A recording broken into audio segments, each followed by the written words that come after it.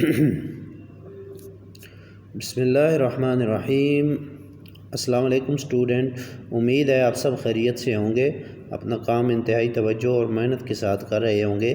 آج ہمارا ویک 7 کا تیسرا لیکچر ہے اور اس لیکچر کے اندر ہم رکوع نمبر 2 کے جو مشقی سوالات ہیں ان کی دہرائی کریں گے اور اسی طرح جو ہے ان کے مشکل الفاظ کے معنی جو ہیں وہ بھی آپ کو پڑھائے جائیں گے۔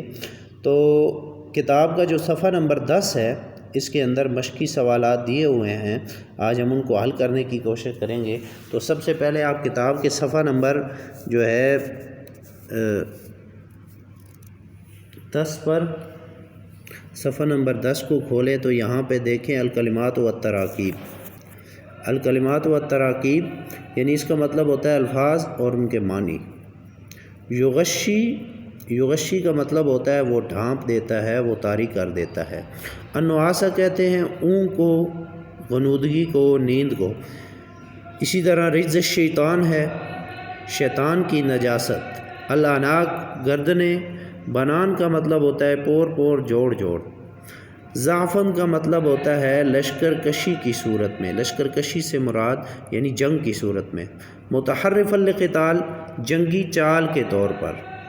متحیزا الی فئۃ کسی فوج سے جا ملنے کے لیے یا اپنی فوج سے جا ملنے کے لیے۔ اسی طرح رمیتا کا مطلب ہے تو نے پھینکا۔ لیبلیہ کا مطلب ہے تاکہ وہ آزمائے۔ موہن کا مطلب کمزور کر دینے والا۔ اب آتے ہیں مشقوں کی طرف۔ التمارین، تمارین کا مطلب ہوتا ہے مشق۔ السوال الاول، سوال نمبر 1 ہے، اس کے اندر اس سبق میں غزوہ بدر کے حوالے سے اللہ تعالیٰ کے کن انعامات کا ذکر ہے۔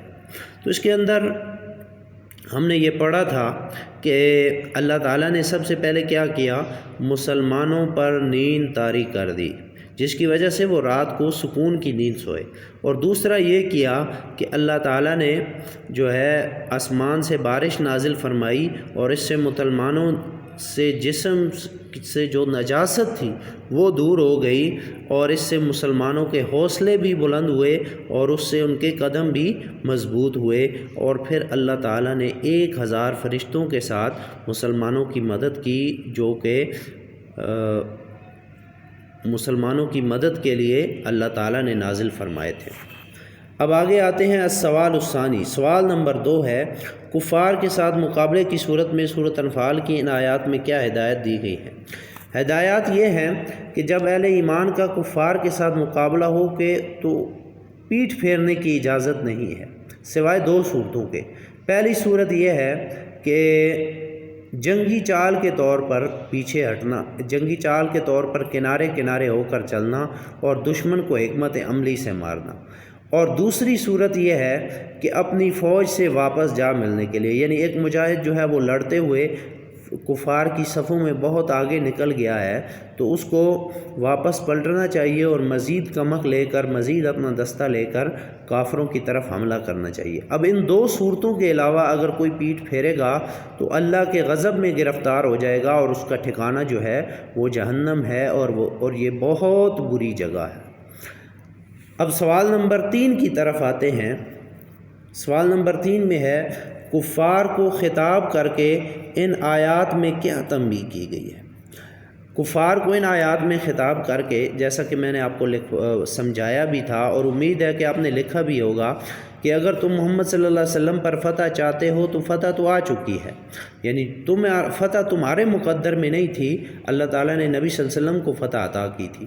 اسی طرح اگر تم اپنے افعال سے باز آ جاؤ تو یہ تمہارے حق میں بہتر ہے، اور اگر تم نافرمانی کرو گے تو پھر ہم تمہیں عذاب دیں گے، اور تمہاری جماعت خواہ کتنی ہی زیادہ کیوں نہ ہو وہ تمہارے کسی کام نہیں آئے گی، کیونکہ اللہ کی مدد جو ہے وہ مسلمانوں کے ساتھ ہے۔ اس کے بعد ہے السوال الرابع، مندرجہ ذیل عبارت کا مفہوم بیان کیے۔ تو مفہوم جو ہے وہ چونکہ سلیبس کا حصہ نہیں ہے تو ہم صرف ترجمے پر اکتفا کریں گے۔ بسم اللہ الرحمن الرحیم، جز الف ہے، یا ایھا الذین آمنوا اذا لقیتم الذین کفروا زحفا فلا تولوہم الادبار۔ اے ایمان والو، جب تمہارا کفار کے ساتھ مقابلہ ہو جنگ کی صورت میں تو پیٹھ مت پھیرنا۔